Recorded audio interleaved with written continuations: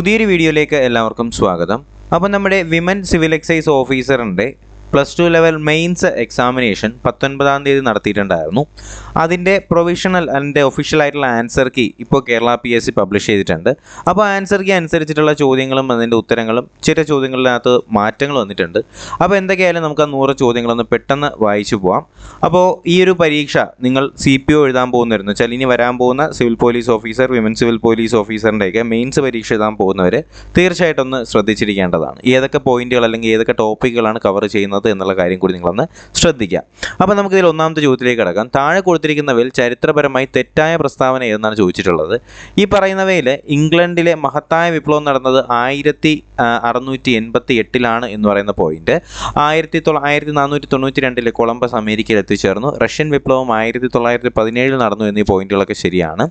നെപ്പോളിയന്റെ പതനത്തിനിടയാക്കിയ Waterloo യുദ്ധം നടന്ന വർഷം പറയുന്നതാണ് ഇതിനകത്ത് തെറ്റായിട്ട് വരുന്നത്. ഓപ്ഷൻ ബി ആണ് ഇതിനകത്ത് മാർക്ക് ചെയ്യേണ്ടത്. ഫ്രഞ്ച് ഈസ്റ്റ് ഇന്ത്യ കമ്പനി സ്ഥാപിക്കപ്പെടുമ്പോൾ ആരായിരുന്നു ഫ്രാൻസിലെ ഭരണാധികാരി? ലൂയി 14 താഴെ പറയുന്നവയിൽ ഹാരപ്പൻ സംസ്കാരവുമായി ബന്ധപ്പെട്ട് തെറ്റായ പ്രസ്താവന എന്ന് ചോദിച്ചാൽ അത് ഹാരപ്പൻ സംസ്കാരം ഒരു ഇരുമ്പ് യുഗ സംസ്കാരമായിരുന്നു എന്ന് പറയുന്നതാണ് തെറ്റ്. ബാക്കി പറയുന്ന ഹാരപ്പൻ ജനത മാതൃദൈവത്തെ ആരാധിച്ചിരുന്നു. ഹാരപ്പൻ ജനത ശുചിത്വത്തിന് പ്രാധാന്യം നൽകിയിരുന്നു. ഹാരപ്പൻ ജനത വിദേശ രാജ്യങ്ങളുമായി വ്യാപാര ബന്ധത്തിൽ ഏർപ്പെട്ടിരുന്നു എന്നീ പറയുന്ന പോയിന്റുകളൊക്കെ ഹാരപ്പൻ സംസ്കാരവുമായിട്ട് ബന്ധപ്പെടുത്തിയിട്ട് ശരിയായിട്ടുള്ള പോയിന്റുകൾ തന്നെയാണ് അല്ലേ. അപ്പോൾ ഇതിൽ ഓപ്ഷൻ എ മാത്രമാണ് അതിനകത്ത് തെറ്റായിട്ട് വരുന്നത്. അടുത്ത നാലാമത്തെ ചോദ്യമാണ്. ചുവടെ കൊടുത്തിരിക്കുന്ന സംഭവങ്ങൾ കാലഗണനാ ക്രമം അനുസരിച്ച് എഴുതാനാണ് പറയുന്നത്. ഇതിൽ ആദ്യം വരുന്നത് ചമ്പാരൻ സത്യാഗ്രഹമാണ്. രണ്ടാമത് വരുന്നത് അഹമ്മദാബാദ് മിൽ സമരമാണ്. മൂന്നാമത് വരുന്നത് ചൗരി ചൗര സംഭവമാണ് മൂന്നാമത് വരുന്നത്. നാലാമത് വരുന്നതാണ് കോൺഗ്രസിൻ്റെ ലാഹോർ സമ്മേളനം. ഓപ്ഷൻ സി ആണ് ഇതിനകത്ത് നിങ്ങൾ ശരിയായിട്ട് മാർക്ക് ചെയ്യേണ്ടത്. ചുവടെ കൊടുത്തിരിക്കുന്നവയിൽ ശ്രീനാരായണ ഗുരുവിൻ്റേതല്ലാത്ത കൃതി എന്നാണ് ചോദ്യം കേട്ടോ. അപ്പോൾ പറയുന്നവയിൽ ശ്രീനാരായണ ഗുരുവിൻ്റെ അറിയാന്നുള്ളവർക്ക് അതിനകത്ത് നിന്ന് ശ്രീനാരായണ ഗുരുവിൻ്റെ അല്ലാത്തത് ഏതൊക്കെയാണ് എന്ന് സിമ്പിളായിട്ട് കണ്ടെത്താനായിട്ട് കഴിയുന്നതാണ് അല്ലേ. അപ്പോൾ നമുക്ക് നോക്കാം. ഈ പറയുന്നവയിൽ ജാതി മീമാംസ, ആത്മോപദേശ ശതകം, ദർശനമാലയൊക്കെ ശ്രീനാരായണ ഗുരുവിൻ്റെ ആണ്. അഖിലത്തിരട്ടാണ് ഇതിനകത്ത് ശ്രീനാരായണ ഗുരുവിൻ്റേത് അല്ലാത്തത്. ഓപ്പറേഷൻ ഗംഗ എന്ന് പറയുന്നത് ഉക്രൈനിൽ നിന്ന് ഇന്ത്യക്കാരെ ഒഴിപ്പിക്കാൻ ആരംഭിച്ച ദൗത്യമാണ് ഓപ്പറേഷൻ ഗംഗ. ഭൂകമ്പ തരംഗങ്ങളുടെ ഉത്ഭവസ്ഥാനം എന്ന് പറയുന്നത് എവിടെയാണ്? ഭൂകമ്പ നാഭിയാണ് അല്ലേ. ഭൂകമ്പ നാഭിയാണ്. രൂപ താഴ്വരകൾ സൃഷ്ടിക്കപ്പെടുന്നത് നദിയുടെ ഏത് ഘട്ടത്തിൽ വെച്ചാണെന്ന് ചോദിച്ചാൽ അത് യുവത്വ ഘട്ടത്തിൽ വെച്ചാണ് എന്ത് ചെയ്യുന്നത്? രൂപ താഴ്വരകൾ സൃഷ്ടിക്കപ്പെടുന്നത് നദിയുടെ യുവത്വ ഘട്ടത്തിൽ വെച്ചാണ്. താഴെ കൊടുത്തിരിക്കുന്നവയിൽ ഏറ്റവും ദൃഢമായ ധാതു എന്ന് ചോദിച്ചാൽ ഡയമണ്ടാണ്. താഴെ കൊടുത്തിരിക്കുന്നവയിൽ ഏറ്റവും ദൃഢമായ ധാതു ഏതാണ്? ഡയമണ്ടാണ്. ഊഷ്മാവിൻ്റെയും മഴയുടെയും അടിസ്ഥാനത്തിൽ കാലാവസ്ഥയെ തരംതിരിച്ചിരിക്കുന്ന ശാസ്ത്രജ്ഞനാരെന്ന് ചോദിച്ചാൽ അത് ആരാണ്? കേപ്പനാണ് അല്ലേ. ഊഷ്മാവിൻ്റെയും മഴയുടെ അടിസ്ഥാനത്തിൽ കാലാവസ്ഥയെ തരംതിരിച്ച ശാസ്ത്രകാരനാരാണ്? കേപ്പനാണ്. ചെങ്കുളം ജലവൈദ്യുത പദ്ധതി സ്ഥിതി ചെയ്യുന്ന ജില്ല എന്ന് പറയുന്നത് ഇടുക്കിയാണ്. ചെങ്കുളം ജലവൈദ്യുത പദ്ധതി ഇടുക്കിയാണ്. അടുത്ത MC റോഡിന് സമാന്തരമായി ദേശീയപാത അതോറിറ്റി നിർമ്മിക്കുന്ന പാതയുടെ പേരാണ് ഗ്രീൻഫീൽഡ്. എന്താണ്? MC റോഡിന് സമാന്തരമായിട്ട് ദേശീയപാത അതോറിറ്റി നിർമ്മിക്കുന്ന പാതയുടെ പേരാണ് ഗ്രീൻഫീൽഡ്. സുവർണ വിപ്ലവം എന്തുമായി ബന്ധപ്പെട്ടിരിക്കുന്നു ചോദിച്ചാൽ പഴം പച്ചക്കറികളുടെ ഉൽപ്പാദനമാണ് സുവർണ വിപ്ലവം. മഞ്ഞുകാലത്തെ ആശ്രയിച്ചുള്ള കൃഷിയാണ് റാബി കൃഷി. കേരളത്തിലെ ചെറുകിട വ്യവസായ സ്ഥാപനങ്ങളെ വികസിപ്പിക്കാനായി രൂപീകരിച്ച സ്ഥാപനമാണ് സിഡ്കോ. നിതി ആയോഗിൻ്റെ ആസ്ഥാനം എന്ന് പറയുന്നത് ന്യൂഡൽഹിയാണ്. 12ാം പഞ്ചവത്സര പദ്ധതിയുടെ ലക്ഷ്യം എന്ന് പറയുന്നത് സുസ്ഥിര വികസനം, മുഴുവൻ ഗ്രാമങ്ങളിലും വൈദ്യുതീകരിക്കുക, വിദ്യാലയങ്ങളിലെ ലിംഗ അസമത്വം കുറയ്ക്കുക. ഓപ്ഷൻ ഡി ആണ് ശരി ഉത്തരം ഇവയെല്ലാം. അടുത്ത ചോദ്യം. ലോക പയറുവർഗ്ഗ ദിനമെന്ന് പറയുന്നത് ഫെബ്രുവരി 10 ഇന്ത്യൻ ഭരണഘടനയിലെ റിപ്പബ്ലിക് എന്ന ആശയം കടമെടുത്തിട്ടുള്ളത് ഫ്രാൻസിൽ നിന്നാണ്. അതുപോലെ തന്നെ ഭരണഘടനാ നിർമ്മാണ സഭയിൽ ലക്ഷ്യപ്രമേയം അവതരിപ്പിച്ച ജവഹർലാൽ നെഹ്റു ആണ്. മാൻഡമസ് എന്ന റെട്ടിൻ്റെ അർത്ഥം കൽപ്പന എന്നാണ്. മൗലിക ചുമതലകളെക്കുറിച്ച് പ്രതിപാദിക്കുന്ന ഭരണഘടനയിലെ അനുച്ഛേദം 51A. കേന്ദ്ര എക്സിക്യൂട്ടീവിൽ ഉൾപ്പെടാത്തതെന്ന് പറയുന്നത് അറ്റോർണി ജനറലാണ്. പ്രസിഡന്റ്, പ്രധാനമന്ത്രി, മന്ത്രിസഭയൊക്കെ കേന്ദ്ര എക്സിക്യൂട്ടീവിൽ വരുന്നവരാണ്. സുപ്രീം കോടതി ചീഫ് ജസ്റ്റിസായ ആദ്യത്തെ മലയാളി ജസ്റ്റിസ് KG ബാലകൃഷ്ണനാണ്. തുറമുഖം ഇന്ത്യൻ ഭരണഘടനയുടെ ഏത് ലിസ്റ്റിൽ വരുന്നു എന്നാണ് ചോദ്യം. തുറമുഖം എന്ന് പറയുന്നത് ഇന്ത്യൻ ഭരണഘടനയുടെ ഏത് ലിസ്റ്റിൽ വരുന്നു? ഏത് ലിസ്റ്റിലാണ് തുറമുഖം? യൂണിയൻ ലിസ്റ്റിലാണ്. സുപ്രീം കോടതിക്ക് അധികാരം ലഭിച്ചിരിക്കുന്നത് എവിടെ നിന്നാണ്? സുപ്രീം കോടതിക്ക് അധികാരം ലഭിച്ചിരിക്കുന്നത് ഭരണഘടനയിൽ നിന്നാണ്. കേരളത്തിലെ സർക്കാർ ജീവനക്കാർക്കും പെൻഷൻകാർക്കും സർക്കാർ ആരംഭിച്ച ആരോഗ്യ ഇൻഷുറൻസ് പദ്ധതിയാണ് മെഡിസെപ്പ്. അതുപോലെ തന്നെ സ്പെക്ട്രം പദ്ധതി ഏതുമായി ബന്ധപ്പെട്ടിരിക്കുന്നു എന്ന് വെച്ചാൽ ഓട്ടിസം ബാധിച്ച കുട്ടികളുമായി ബന്ധപ്പെട്ടതാണ് സ്പെക്ട്രം പദ്ധതി. കേരളത്തിലെ ആദ്യത്തെ വിദ്യാഭ്യാസ മന്ത്രി ജോസഫ് മുണ്ടശ്ശേരി. നിതി ആയോഗിൻ്റെ ഇപ്പോഴത്തെ അധ്യക്ഷൻ നരേന്ദ്രമോദിയാണ്. സംസ്ഥാന ദുരന്ത നിവാരണ അതോറിറ്റി ചെയർമാൻ മുഖ്യമന്ത്രിയാണ്. ചെറുകുടലിൻ്റെ ഏത് സവിശേഷത മൂലമാണ് ഭക്ഷണത്തിൻ്റെ ആഗിരണം പൂർണ്ണമായി നടപ്പിലാക്കുന്നത്? വില്ലയുടെയാണ്. തലച്ചോറിൻ്റെ ഏത് ഭാഗത്താണ് ശ്വസനം നിയന്ത്രിക്കുന്നത്? മെഡുലയാണ്. രക്തം കട്ടപിടിക്കാൻ സഹായിക്കുന്നത് ധാതു Ca++ ആണ്. അതുപോലെ സന്ധികളിൽ യൂറിക് ആസിഡ് അടിയുന്നത് മൂലം ഉണ്ടാകുന്ന രോഗമാണ് ഗൗട്ട്. ICDSൻ്റെ പൂർണ്ണരൂപമാണ് integrated child development scheme. ELISA ഏത് രോഗനിർണയത്തിന് വേണ്ടിയിട്ടുള്ളതാണ്? എയ്ഡ്സിന് വേണ്ടിയിട്ടുള്ളതാണ് എലൈസ. പോൾ വാൾട്ട് താരം ചാടി വീഴുന്നതിന് ഒരു ഹോം ബേസിലാണ്, പരിക്ക് ഏൽക്കുന്നില്ല.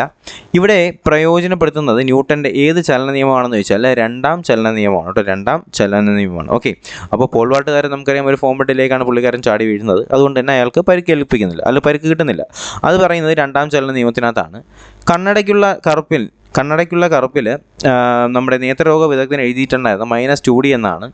അപ്പോൾ ഇത് സൂചിപ്പിക്കുന്നത് ഏത് ലെൻസിനെയാണെന്ന് ചോദിച്ചാൽ 50 സെൻറ്റിമീറ്റർ ഫോക്കൽ ലെങ്ത് ഉള്ള കോൺവെക്സ് ലെൻസിനാണ് കേട്ടോ, കോൺകേവ് ലെൻസിനെയാണ്. അപ്പോൾ കണ്ണടയ്ക്കുള്ള കുറിപ്പിലാണ് എന്ത് ചെയ്തിട്ടുണ്ടായിരുന്നത്? നേത്രരോഗ വിദഗ്ധൻ -2D എന്ന് എഴുതിയിട്ടുള്ളത്. ഇത് 50 സെൻറ്റിമീറ്റർ ഫോക്കൽ ദൂരമുള്ള ഒരു കോൺകേവ് ലെൻസിനെ കുറിച്ചാണ് പറയുന്നത്. ഹീറ്റിംഗ് കോയിലുകൾ പലപ്പോഴും നിക്രോം ഉപയോഗിച്ചാണ് നിർമ്മിച്ചിരിക്കുന്നത്. നിക്രോമിൻ്റെ താഴെ പറയുന്ന സൂചനകൾ അല്ലെങ്കിൽ ഏതൊക്കെ മേന്മകളാണ് ഇതിന് വേണ്ടി സഹായിക്കുന്നതെന്ന് ചോദിച്ചാൽ ഈ പറയുന്നവയിൽ ഉയർന്ന റെസിസ്റ്റിവിറ്റിയും ഉയർന്ന ദ്രവണാങ്കവും ചുട്ടുപഴുത്ത് ഓക്സീകരിപ്പിക്കാനുള്ള അതിൻ്റെ ദീർഘനേരം നിലനിൽക്കാനുള്ള കഴിവുമൊക്കെയാണ് ഇതിനു വേണ്ടി സഹായിക്കുന്നത്. 2022 നവംബറിൽ PSLV C-54 ഭ്രമണപഥത്തിലെത്തിച്ച ഉപഗ്രഹം താഴെ സൂചിപ്പിക്കുന്നവയിൽ ഏതാണെന്ന് ചോദിച്ചാൽ EOS 06 ആണ്. താഴെ കൊടുത്തിരിക്കുന്നവയിൽ ലോഹങ്ങളുടെ വിഭാഗത്തിൽ പെടാത്തവ ചോദിച്ചാൽ GeSiB ആണ്. പിന്നെ സബ്ഷെൽ ഇലക്ട്രോൺ വിന്യാസം എഴുതുമ്പോൾ സബ്ഷെല്ലുകളുടെ ഇടതുവശത്ത് ചേർന്നിരിക്കുന്ന സംഖ്യ താഴെ കൊടുത്തിരിക്കുന്നവയിൽ എന്തിനെ സൂചിപ്പിക്കുന്നത് ചോദിച്ചാൽ അത് ഷെൽ നമ്പറിനെ സൂചിപ്പിക്കുന്നതാണ്. താഴെ കൊടുത്തിരിക്കുന്നവയിൽ ലോഹസങ്കരമായ അൽനിക്കോയിൽ അടങ്ങിയിട്ടുള്ള മൂലകമാണ് Cr. ബോക്സൈറ്റിൽ സാന്ദ്രണത്തിന് ഉപയോഗിക്കുന്ന മാർഗ്ഗം ഏതെന്ന് ചോദിച്ചാൽ അത് ലീച്ചിങ് ആണ് കേട്ടോ. ബോക്സൈറ്റിൽ സാന്ദ്രണത്തിന് ഉപയോഗിക്കുന്നത് ലീച്ചിങ് ആണ്. അടുത്ത ചോദ്യം, ഉയിരിൻ കൊലക്കുഴുക്കായിടും കയറിനെ ഉഴിഞ്ഞാലാക്കി തീർക്കാൻ കഴിഞ്ഞതല്ലേ ജയം. ഈ വരികളുടെ രചയിതാവായെന്ന് ചോദിച്ചാൽ വൈലോപ്പള്ളി ശ്രീധരമേനോനാണ്. താഴെ തന്നിരിക്കുന്നവയിൽ ശരിയായ ജോഡികൾ ഏവയെന്ന് ചോദിച്ചാൽ അതിൽ 2ഉം 4ഉം ആണെന്ന് പറയുമ്പോൾ പാവക്കുട്ടി ഗ്രേസി എന്ന് പറയുന്നതും അതുപോലെ തന്നെ നാലാമത്തേത് എൻ്റെ വഴി അമ്പലം SK പൊറ്റക്കാടുമാണ് ശരിയായിട്ട് വരുന്നത്. ബാക്കി പറയുന്നത് മഞ്ജുതരം ഏത് സാഹിത്യ വിഭാഗത്തിൽപ്പെടുന്നു? ആത്മകഥയാണ് മഞ്ജുതരം. തന്നിരിക്കുന്ന ചിത്രങ്ങളിൽ സാൽവദോർ ദാലിയുടെ ചിത്രം അല്ലാത്തത് ഏതെന്ന് ചോദിച്ചാൽ അദ്ദേഹത്തിൻ്റെതാണ് ഗോൾഡൻ ഏജ്, അതുപോലെ തന്നെ എന്താണ് പേഴ്സിസ്റ്റൻസ് ഓഫ് മെമ്മറി, മെൽറ്റിംഗ് വാച്ചൊക്കെ അദ്ദേഹത്തിൻ്റെ ആണ്. ദ ക്രിയേഷൻ ഓഫ് ആദം എന്ന് പറയുന്നതാണ് നമ്മുടെ സാൽവദോർ ദാലി. പുള്ളിക്കാരൻ നല്ല കൊമ്പം മീശയൊക്കെ ഉണ്ട് കേട്ടോ. അപ്പോൾ സാൽവദോർ ദാലിയുടെ അല്ലാത്തതാണെന്ത്? The creation of Adam. 2022 Basheer പുരസ്കാരം ലഭിച്ച കൃതിയാണ് നൃത്തം ചെയ്യുന്ന കുടകൾ. മാത്സ് ആണ്. 51 നിങ്ങൾ എന്ത് ചെയ്യുക, ജസ്റ്റ് ഒന്ന് വീഡിയോ പോസ് ചെയ്ത് നോക്കുക കേട്ടോ. 51 ഓപ്ഷൻ A ആണ്. 52 ആണെന്നുണ്ടെങ്കിൽ ഓപ്ഷൻ C ആണ്. 53 ഓപ്ഷൻ C ആണ്. 54 വരുന്നത് ഓപ്ഷൻ A ആണ്. 55 ഓപ്ഷൻ B ആണ്. 56 ചോദ്യം ക്യാൻസൽ ചെയ്തേക്കാണ്. 57 വരുന്നത് ഓപ്ഷൻ B ആണ്. 58 ഓപ്ഷൻ D ആണ്. 59 ഓപ്ഷൻ B ആണ്. 60 വരുന്നത് ഓപ്ഷൻ D ആണ്. അടുത്ത 61 ഇംഗ്ലീഷാണ്. Whose red car is that over there എന്നാണ് വരേണ്ടത്. ഓപ്ഷൻ C ആണ്. The punishment for a premeditative ആണ് വരേണ്ടത്. The punishment for a premeditative crime is usually harsher than unplanned crime അല്ലെ, പ്രീമെഡേറ്റീവ്. ഓക്കെ, അടുത്ത് വരേണ്ടത് എന്താണ്? The professor along with his students is attending the seminar. No one can leave without hope. Change the sentence into interrogative form. Can anyone leave with the hope. ഇതിൽ interrogative വരുമ്പോൾ question mark വരണം, അത് മാത്രം നോക്കിയാലും ഉത്തരം കിട്ടും. Which of the following words cannot suffix ward. Used suffix ward എന്ന് പറയുന്നതിന് മെമ്പറാണ് വരേണ്ടത് അല്ലേ. Okay, ward member. ഓക്കെ, ആ രീതിയിലാണ് അത് വരേണ്ടത്. അടുത്ത്, one who has little faith in human goodness and sincerity is known as a cynic അല്ലേ, a cynic. The expression sit on the fence means എന്താണ്? To remain neutral. Sit on the fence എന്ന് വെച്ചാൽ to remain neutral. Are you interested in acting? Meena asked me. Change into indirect speech. Meena asked me if he was interested in acting. Filling the correct sentence with the verb go. Did he just go out? No, he went out 10 minutes ago. I will have to dash a long effort to complete the work on time. Put in ആണ് വരേണ്ടത്. അടുത്ത, ഏഷ്യണി എന്ന പദത്തിൽ പ്രയോഗിക്കുന്ന ശൈലി ചോദിച്ചാൽ നാരദക്രിയ എന്നാണ്. ഭിക്ഷു എന്ന പദത്തിൻ്റെ സ്ത്രീലിംഗം ഭിക്ഷുകി. താഴെ പറയുന്നതിൽ സമാസത്തിന് ഉദാഹരണം ഏതെന്ന് ചോദിച്ചാൽ അത് എന്താണ്? ഗജാശ്വങ്ങളാണ്. ഋഷിയെ സംബന്ധിച്ചത് എന്താണ്? ആർഷമാണ്. വിയോഗം എന്ന വാക്കിൻ്റെ വിപരീതമാണ് സംയോഗം. കാടിയായാലും മൂടി കുടിക്കണം എന്നതിൻ്റെ അർത്ഥം എന്താണ്? ഇല്ലായ്മ മറ്റുള്ളവരെ അറിയിക്കരുത്. താഴെ പറയുന്നവയിൽ പക്ഷിയുടെ പര്യായം എന്ന് വെച്ചാൽ ഖഗമാണ്. താഴെ പറയുന്നവയിൽ പൂജക ബഹുവചനത്തിന് ഉദാഹരണം എന്ന് വെച്ചാൽ ദ്രോണറാണ്. അടുത്ത whatever you do they will continue to poor എന്ന് ചോദിച്ചാൽ നിങ്ങൾ എന്തൊക്കെ ചെയ്താലും അവർ ദരിദ്രരായി തന്നെ തുടരും. അടുത്ത താഴെ പറയുന്ന വാക്യത്തിൽ തെറ്റ് തിരുത്തുക എന്ന് പറയുന്നുണ്ട്. പ്രസംഗത്തിനിടയിൽ മദ്യം ഉപയോഗിക്കുന്നത് ശിക്ഷാർഹമാണെന്ന് മന്ത്രി ഉദ്ബോധിച്ചു. അപ്പോൾ മദ്യം ഉപയോഗിക്കുന്നത് ശിക്ഷാർഹമാണെന്ന് മന്ത്രി പ്രസംഗത്തിനിടയിൽ ഉദ്ബോധിച്ചു എന്ന് പറയുന്നതാണ് ഈ പറയുന്നവയിൽ ശരിയായിട്ട് എഴുതേണ്ടത്. അടുത്ത 81 എന്താണ്? നമ്മുടെ ഇതുമായിട്ട് ബന്ധപ്പെടുത്തിയുള്ള സ്പെഷ്യൽ ടോപ്പിക്കാണ്. എക്സൈസുമായിട്ട് ബന്ധപ്പെടുത്തിയിട്ടുള്ള സ്പെഷ്യൽ ടോപ്പിക്കാണ്. കേരളത്തിൽ മദ്യപിക്കുന്നവർക്കും മദ്യം വാങ്ങുന്നവർക്കും നിയമപ്രകാരം 23 വയസ്സുണ്ടായിരിക്കണം. താഴെ കാണുന്ന പ്രസ്താവനകളെക്കുറിച്ച് നൽകിയിട്ടുള്ള ഓപ്ഷനുകൾ ശരിയായത് എന്ന് ചോദിച്ചാൽ ഏതൊക്കെയാണ്? ഈ പറയുന്നവയിൽ 1 ശരിയാണ്, 3 ശരിയാണ്, 4 ശരിയാണ്. ഓക്കെ. ജനുവരി 30 കേരളത്തിലെ എല്ലാ മദ്യശാലകളും അടഞ്ഞു കിടക്കണം. അന്താരാഷ്ട്ര ലഹരി വിരുദ്ധ ദിനമായിട്ടുള്ള ജൂൺ 26 കേരളത്തിലെ മദ്യശാലകൾ അടഞ്ഞു കിടക്കണം. ദുഃഖവെള്ളി ദിനത്തിൽ കേരളത്തിലെ എല്ലാ മദ്യശാലകളും അഴിഞ്ഞു കിടക്കണം. ഓക്കെ. അടുത്തത് എന്താണ്? കണ്ടല്ലോ, ഓപ്ഷൻസ് കണ്ടല്ലോ. ഇതിനെന്ത് ചെയ്യുക? ഈ പറയുന്നവയിൽ ഓപ്ഷനുകൾ ശരിയായെന്നാണ് ചോദിച്ചിട്ടുള്ളത്. ഈ പറയുന്നവയിൽ 2, 3 മാത്രമാണ്. എന്ന് പറയുമ്പോൾ ബിയറിൻ്റെ കാര്യവും അതുപോലെ തന്നെ IMFLൻ്റെ കാര്യവും പറയുന്നതാണ് ശരി. IMFL 3 litre, beer 3.5 litre. അടുത്ത കേരളത്തിൽ ചാരായം നിർമ്മിക്കുന്നതിനും വിൽപ്പനയും മറ്റും 10 വർഷം വരെ തടവും 1 ലക്ഷം രൂപയിൽ കുറയാത്ത പിഴയും ലഭിക്കുന്ന കുറ്റകൃത്യങ്ങളായി നിയമം പ്രാബല്യത്തിൽ വന്നത് 1997 NDPS ആക്ട് 85 ബാധകമായ പ്രദേശങ്ങൾ എന്നൊക്കെയെന്ന് ചോദിച്ചാൽ നമുക്കറിയാം ഇന്ത്യയിലെ എല്ലാ പ്രദേശങ്ങളും എന്താണ്? NDPS ആക്ട് 1985 ബാധകമാണ്. 2 കഞ്ചാവ് ചെടികൾ നട്ടു വളർത്തിയാൽ NDPS ആക്ട് 85 പ്രകാരം ലഭിക്കാവുന്ന ശിക്ഷ എന്താണ്? 10 വർഷം വരെ തടവും 1 ലക്ഷം രൂപ വരെ പിഴയുമാണ്. മീഥൈൽ ആൽക്കഹോളിൻ്റെ കെമിക്കൽ ഫോർമുല വെച്ചാൽ CH3OH ആണ്. കേരളത്തിൽ അനുമതിയുള്ള 50 ലിറ്റർ ഇന്ത്യൻ നിർമ്മിത വിദേശ മദ്യം എത്രയെന്ന് ചോദിച്ചാൽ അതിൻ്റെ പ്രൂഫ് ലിറ്റർ എത്രയാണെന്ന് ചോദിച്ചാൽ അത് 37.5 ലിറ്ററാണ്. ഡിസ്റ്റിലറി ആൻഡ് വെയർഹൗസ് ചട്ടങ്ങൾ പ്രകാരം ആബ്സല്യൂട്ട് ആൽക്കഹോൾ എന്ന് പറഞ്ഞാൽ എന്താണ്? 99.5% മീഥൈൽ ആൽക്കഹോളും 0.5% വെള്ളവും അടങ്ങിയതാണ് എന്ത്? Absolute alcohol. കേരളത്തിലെ വിദേശ മദ്യ ഷോപ്പുകളുടെ പ്രവർത്തനത്തെ സംബന്ധിച്ച് താഴെ പറയുന്ന ഏത് പ്രസ്താവനയാണ് ശരിയല്ലാത്തതെന്ന് ചോദിച്ചാൽ ഈ പറയുന്നവയിൽ 1ഉം 3ഉമാണ് ശരിയല്ലാത്തത്. ബാക്കി ശ്രീനാരായണ ഗുരുദേവൻ ജനിച്ച ദിവസം വിദേശ മദ്യ ഷോപ്പുകൾ തുറന്ന് പ്രവർത്തിക്കാൻ പാടില്ല എന്ന് പറയുന്ന പോയിന്റ് മാത്രമാണ് ഇതിൽ ശരിയായിട്ട് വരുന്നത്. കേരള സർക്കാർ നികുതി വകുപ്പ് അംഗീകരിച്ച ടൂറിസം സെൻ്ററുകളിൽ പ്രവർത്തിക്കുന്ന FL3 ലൈസൻസിൻ്റെ സ്ഥാപനങ്ങളുടെ പ്രവർത്തന സമയം രാവിലെ 10 മണി മുതൽ അർദ്ധരാത്രി 12 മണി വരെയാണ്. FL1 വിദേശ മദ്യ സ്ഥാപനങ്ങളിൽ നിന്നും ഒരാൾക്ക് ഒരു സമയം വില കൊടുത്ത് വാങ്ങാൻ കഴിയുന്ന വിദേശ മദ്യത്തിൻ്റെ കുറഞ്ഞ അളവ് 150 മില്ലിയാണ്. താഴെ പറയുന്ന പ്രസ്താവനകളിൽ കോട്ട്പ നിയമപ്രകാരം ശരിയായിട്ടുള്ളത് എന്ന് ചോദിച്ചാൽ ഈ പറയുന്നവയിൽ 18 വയസ്സ് തികയാത്ത ഒരാൾക്കും പുകയില ഉൽപ്പന്നങ്ങൾ വിൽക്കരുതെന്ന് പറയുന്ന പോയിന്റും പുകയില ഉൽപ്പന്നങ്ങളുടെ പരസ്യം നൽകുവാനോ പ്രസിദ്ധീകരിക്കാനോ പാടില്ല എന്ന് പറയുന്ന പോയിന്റുമാണ് ഇതിനകത്ത് ശരിയായിട്ട് വരുന്നത്. കോട്ട്പ നിയമപ്രകാരം എത്ര മുറികളുള്ള ഒരു ഹോട്ടലിലാണ് നോ സ്മോക്കിംഗ് ഏരിയ വയ്ക്കേണ്ടത് എന്ന് ചോദിച്ചാൽ 30 ആണ് കേട്ടോ, 30. ഓക്കെ. സിഗരറ്റ് ഉപയോഗിക്കുന്നത് മൂലമുണ്ടാകുന്ന ദൂഷ്യഫലങ്ങൾ കാണിക്കുന്ന മുന്നറിയിപ്പ് ചിത്രങ്ങൾ ഒരു സിഗരറ്റ് കവറിൻ്റെ പുറത്തുള്ള സ്ഥലത്തിൻ്റെ എത്ര ശതമാനം പ്രദർശിപ്പിച്ചിരിക്കണം? 85% പ്രദർശിപ്പിച്ചിരിക്കണം. കേരളത്തിൽ മദ്യവർജനത്തിന് ഊന്നൽ നൽകുകയും മയക്കുമരുന്നുകളുടെയും ഉപഭോഗവും പൂർണ്ണമായും ഇല്ലാതാക്കുകയും ലക്ഷ്യമിട്ടുകൊണ്ട് സർക്കാർ രൂപീകരിച്ച ലഹരി വർജൻ മിഷൻ്റെ പേരാണ് വിമുക്തി എന്ന് പറയുന്നത്.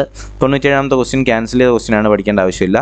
98 ആണെന്നുണ്ടെങ്കിൽ ഇന്ത്യൻ ഭരണഘടനയുടെ ആർട്ടിക്കിൾ 47 ബന്ധപ്പെട്ട് താഴെ പറയുന്നതിൽ ശരിയായ പ്രസ്താവന ചോദിച്ചാൽ ഇതിൽ ആരോഗ്യത്തിന് ഹാനികരമാകുന്ന ലഹരി പദാർത്ഥങ്ങളുടെയും മരുന്നുകളുടെയും ഉപയോഗം സർക്കാരിന് നിരോധിക്കാൻ സാധിക്കുന്നു എന്ന് പറയുന്ന പോയിന്റും മദ്യനിരോധനം ഏർപ്പെടുത്താനുള്ള സർക്കാരിന് സാധിക്കുന്നു എന്ന് പറയുന്ന പോയിന്റും ഇതിനകത്ത് ശരിയായിട്ട് വരുന്നതാണ്. ഓക്കെ. അപ്പോൾ 1ഉം 3ഉമാണ് ഇതിനകത്ത് ശരിയായിട്ട് വരുന്നത്. 99 IT ആക്ടിലെ section IT act 2000 section 43A പ്രകാരം ആരാണ് നഷ്ടപരിഹാരം കൊടുക്കേണ്ടതെന്ന് ചോദിച്ചാൽ ആരാണ്? കമ്പനിയോ അല്ലാന്നുണ്ടെങ്കിൽ പാർട്ണർഷിപ്പ് സ്ഥാപനവും വ്യക്തിയും എന്ത് ചെയ്യേണ്ടതുണ്ട്? നഷ്ടപരിഹാരം കൊടുക്കേണ്ടതായിട്ട് ഉണ്ട്.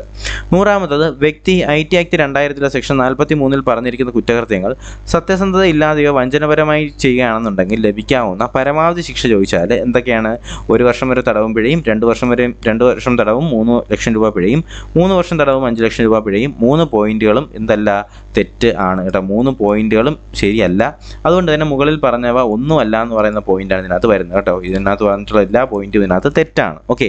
അപ്പോൾ നമ്മളിപ്പോൾ ഡിസ്കസ് ചെയ്ത് നമ്മുടെ എന്താണ് സിവിൽ എക്സൈസ് ഓഫീസറിൻ്റെ മെയിൻസ് പരീക്ഷയായിട്ട് ബന്ധപ്പെട്ടുള്ള 100 ചോദ്യങ്ങളാണ്. അപ്പോൾ ഏതൊക്കെ ടോപ്പിക്കുകളാണ് കവർ ചെയ്തിട്ടുള്ളത് എന്ന് നിങ്ങൾ ക്വസ്റ്റ്യൻ പേപ്പർ ഒന്ന് അനലൈസ് ചെയ്യാൻ നേരത്തെ നിങ്ങൾക്ക് മനസ്സിലാവും. അപ്പോൾ എന്തായാലും നിങ്ങൾ എന്ത് ചെയ്യുക? നിങ്ങൾ WCPO ആണെങ്കിൽ വളരെ കുറച്ച് സമയം മാത്രമേ ഉള്ളൂ. CPO ആണെങ്കിൽ ഇനി ഒരു 10-30 ദിവസം കൂടി നിങ്ങൾക്കുണ്ട്. ഓക്കെ. അപ്പോൾ അപ്പോൾ ആ ഒരു കാര്യങ്ങളൊക്കെ മുന്നിൽ വെച്ചുകൊണ്ട് നിങ്ങളൊന്ന് പഠിക്കാനായിട്ട് ശ്രമിക്കുക. അപ്പോൾ വീഡിയോ ഇഷ്ടമായെങ്കിൽ ലൈക്ക് ചെയ്യുക, ചാനൽ സബ്സ്ക്രൈബ് ചെയ്യുക. നമ്മുടെ ടെലിഗ്രാം ഗ്രൂപ്പിലേക്ക് കൂടി ജോയിൻ ചെയ്യാനുള്ള ലിങ്ക് ഡിസ്ക്രിപ്ഷൻ ബോക്സിൽ കൊടുക്കുന്നുണ്ട്. അതുപോലെ തന്നെ നമ്മുടെ ഇൻസ്റ്റാഗ്രാം പേജ് കൂടി ഒന്ന് ഫോളോ ചെയ്തേക്കുക. ലിങ്ക് ഞാൻ കമൻറ്റ് ബോക്സിൽ പിൻ ചെയ്തേക്കാം. ഓക്കെ, അപ്പോൾ എന്തായാലും പുതിയൊരു വീഡിയോ ക്ലാസ്സൊക്കെ ആയിട്ട് ഉടനെ തന്നെ കാണാം. അതിലേക്ക് എല്ലാവർക്കും bye bye, good bye, take care.